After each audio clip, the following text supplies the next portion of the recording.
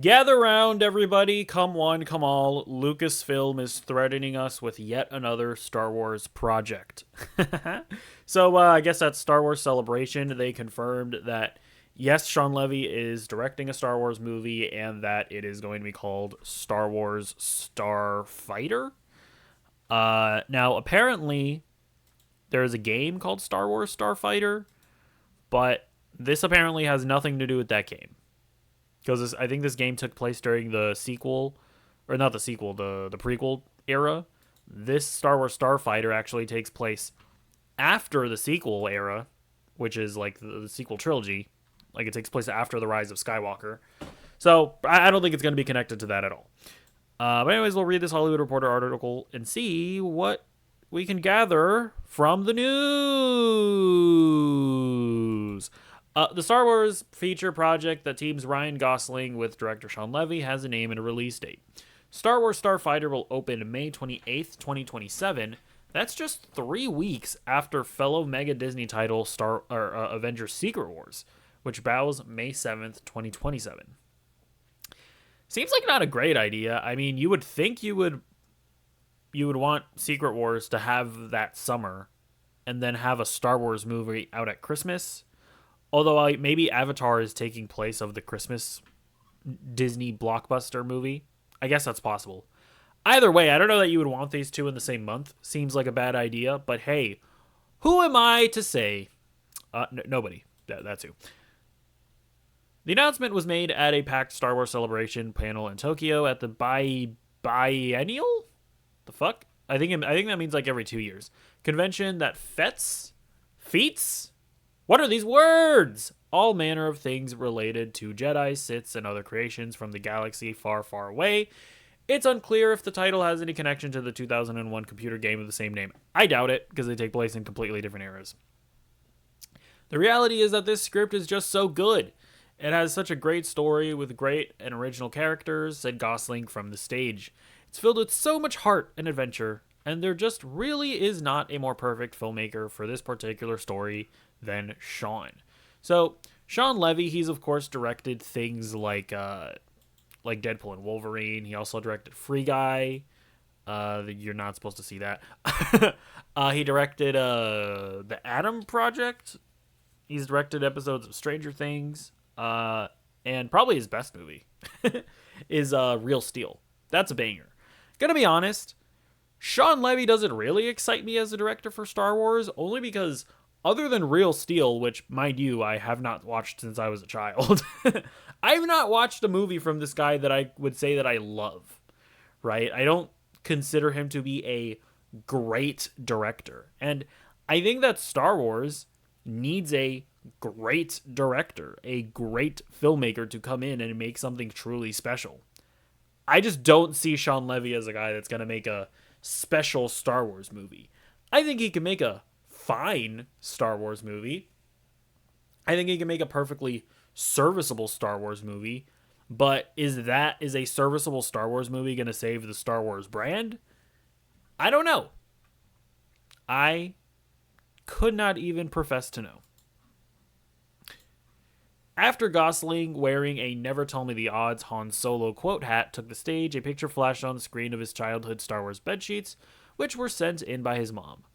Well, isn't that fucking adorable? Look at that. Gosling has loved Star Wars ever since he was a child. But actually, to talk about the Han Solo quote hat, I guess is that their way of saying that Gosling is going to play a Han Solo-esque character? Probably. She still has them, obviously, Gosling joked. Naturally, she thought that it might be something that the fans would appreciate, but I suspect that she just sort of wants to justify years of hoarding. Oh, wow, what a charming guy, isn't he? I'm sounding so, like, cynical. I'm not even... That actually is cute. Yeah, as you can see from the picture, I guess I was probably dreaming... I need to chill out. As you can see from the picture, I guess I was probably dreaming about Star Wars before I even saw the film. Fake fan! He had sheets before he watched the movie. Unacceptable. And it's probably framed my idea of what a movie even was. Levy has been developing the Star Wars feature since 2022, and Jonathan Tropper, who collaborated with Levy on films such as This Is Where I Leave You, have not seen that, and The Adam Project. I haven't seen The Adam Project either, but I've heard that it's okay. But I guess I can't really speak on it. Wrote the script. It would take an ITO interrogation droid to coax any details from the pair, but the movie has been heating up in Hollywood casting circles in recent weeks. While many names have bubbled up only to prove to be incorrect, there does seem to be a search for a teenage actor to play opposite Gosling's mystery man and for a male and female villain. Okay, so I guess I would want to know, like, are there gonna be like Force users in this movie? Is this gonna be more of a, I guess, grounded Star Wars movie? You know, like the Star Wars Outlaws video game where it's just like a scoundrel character existing in the Star Wars world. I wouldn't mind that, to be honest with you. Uh, yeah. I guess they're just not telling us any details. The film is a standalone movie. Although I will say that I guess they're not going to mention this in the article. So the rumored actors that I've seen bubbling about was Mikey Madison. Like it was reported that she was offered a role in this movie and she actually turned it down, which is pretty crazy to think about, that the Star Wars brand is so in the gutter.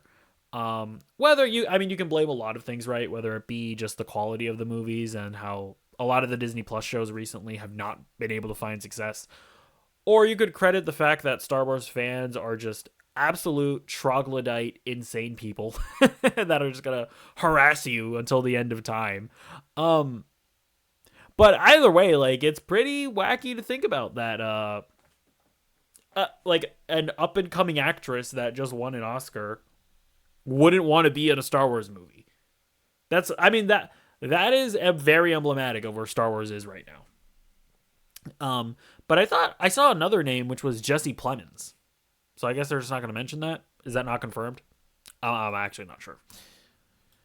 The film is a standalone movie that will be unconnected to the so-called Star Wars Skywalker saga.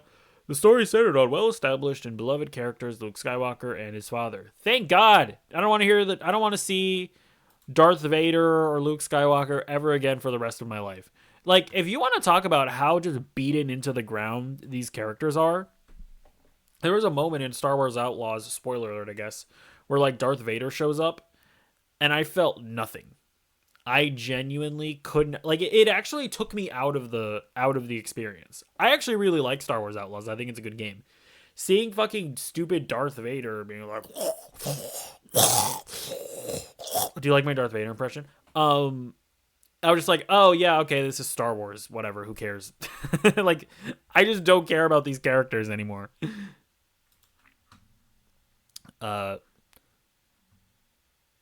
Sorry. The events of Starfighter takes place approximately 5 years after the events of 2019's Star Wars: The Rise of the Skywalker. I mean, that makes sense. It's been I can't even believe it. It's been 6 years since the last Star Wars movie. It's one of those things where it's like, I guess that's a good thing from just from an audience perspective, because it's allowed us to like take a break from Star Wars in a sense. And so now we might actually be excited for another movie. But that's also not really the case, because even still throughout that time, they've just been like giving us just an endless spew of bad Disney Plus shows. So it's like we haven't actually had that much of a break from Star Wars, but I guess maybe the larger, just broader general audience that doesn't care about like Disney Plus shows, maybe to them, it's been a decent amount of time since the Rise of Skywalker.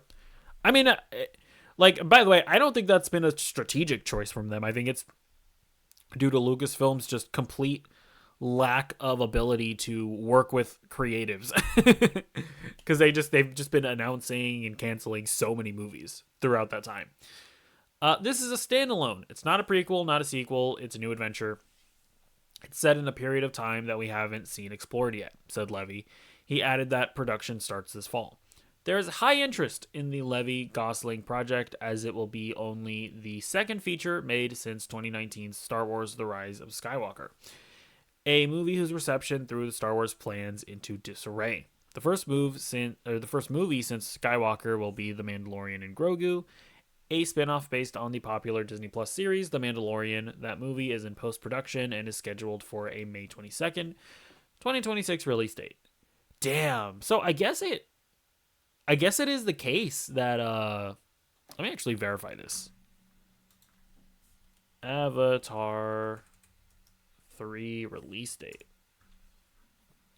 Damn, bro. Because I wonder, is Avatar 4 going to oh, sorry, you can't even see the release date. uh does that mean that like Avatar 4 is going to probably release or potentially release in I guess I can look it up. Does that even have a release date? Avatar 4 release date. Okay, well no. Why? Okay, so if Avatar 4 isn't scheduled to release until 2029, why are they not putting out? Why are they not putting out the Star Wars movies in December? That's so weird. I'm not wrong about that, right? Like, the Rise of the Skywalker. Is that what the movie's called? I think I okay. It's okay. There is a the. Yeah, the Star Wars movies traditionally release in December. I don't know why they're being weird about this. Um, yeah, that's very weird. Because The Last Jedi release date. Yeah, what's the deal with these release dates? I don't get it. Uh, Either way, let me know what you think about a Sean Levy directed Star Wars movie. We don't know a ton about it, just that it's set after the sequel trilogy, so it's like a completely new territory. They don't have to necessarily deal with a ton of baggage of future canonical events. They can kind of forge their own path, which I think is a cool thing. Um Hopefully there's absolutely zero references to past movies. That would be cool, wouldn't it? If it was just a new thing. I doubt that'll be the case, but that would be cool. But yeah, hopefully this is Sean Levy also like making something truly great and not just sort of being a serviceable director, which in my opinion he was with like Free Guy and Deadpool and Wolverine. And by the way, before Deadpool and Wolverine fans freak out, just take a minute and consider this. When you look at that movie, do you love the direction of it, or do you love the dynamic between between Ryan Reynolds and Hugh Jackman? Just think about that for a second. And to be fair, part of that is the direction, right? Like I'm sure Sean Levy, like when you're a director, you have to direct actors. So sure, Sean Levy has some credit there, but like when you think about the pacing, the editing, the shot composition, when you think about all of that, everything else that is encompassed in a film, is Deadpool and Wolverine a great film? In my opinion, no. So that's what I mean when I just point that out. If you liked soying out at the screen because you wanted to see Hugh Jackman and Ryan Reynolds together, and you pointed at the screen because you recognized Gambit and Elektra and Blade, that's fine. I'm not trying to take that away from you. But other than that, give me your thoughts in the comments down below, and I'll see you in the next video. Goodbye.